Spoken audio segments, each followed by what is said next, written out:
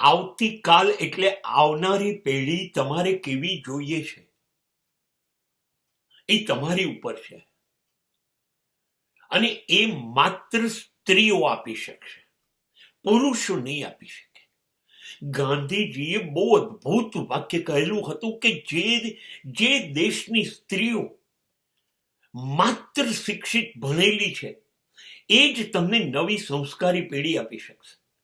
હા, પુરુષો લાખો રૂપિયા કમાઈ અને ગમે તેટલી મુશ્કેલીઓ વેઠીને ઘર ચલાવશે, ઘર ઊભું કરશે, સમૃદ્ધિ લાવશે, સંપત્તિ લાવશે, પણ બાળકને જન્મ આપ્યા પછી ઉછેર, પછી સંસ્કાર, અને એને કેવો બનાવવો છે એના શિક્ષણનું ધ્યાન, એના વર્તનનું ધ્યાન, એના વિચારનું ધ્યાન પિતા નહીં રાખે, માતા રાખશે.